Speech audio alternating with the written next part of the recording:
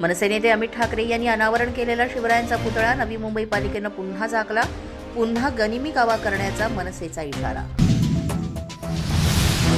बांगलादेशाच्या माजी पंतप्रधान शेख हसीना यांना मानवतेविरुद्ध गुन्ह्यांबाबत फाशीची शिक्षा सुनावल्याचं म्हटलं जातंय. गुन्हेगारी प्रकरणांमध्ये आंतरराष्ट्रीय गुन्हे न्यायाधिकरणाचा निकाल हा खऱ्या अर्थानं राजकीय निकाल आहे, असं शेख हसीना यांचं म्हणणं.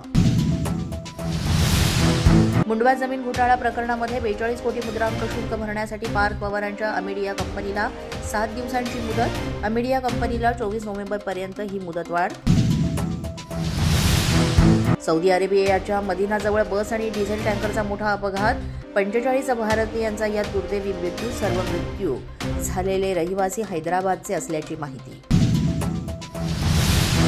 महाराष्ट्रामध्ये थंडीचा जोर कायम. पुण्यातील तापमान 9.8 अंशावर तर अहिल्यानगरमध्ये सर्वात कमी 9 अंशावर तापमान.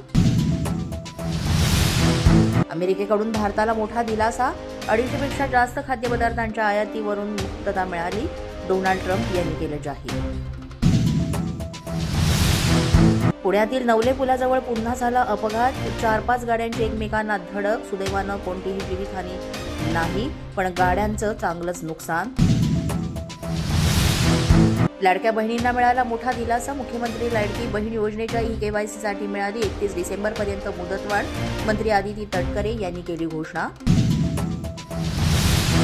उद्यापासून थंडी कमी होण्याचा अंदाज. 22 नोव्हेंबरनंतर राज्याच्या काही भागांमध्ये पुन्हा एकदा पावसाची शक्यता वर्तवण्यात येते.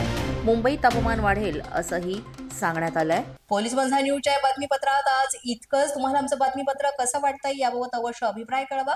यासाठी पोलीस माझा न्यूजचं युट्यूब चॅनल सबस्क्राईब करा. तसंच आमचं फेसबुक, इंस्टाग्राम आणि ट्विटर अकाउंट फॉलो करा. अधिक माहितीसाठी आमच्या www.policemazhanews.com या वेबसाईटला भेट द्या. आमचे अधिकृत प्रतिनिधी व्हायचं असेल तर स्क्रीनवर दिलेल्या क्रमांकांवर आजच संपर्क साधा. आजच्या बातमीपत्रात इतकंच. पुन्हा भेटूया पुढील बातमीपत्रात. तोपर्यंत पाहत रहा पोलीस माझा न्यूज.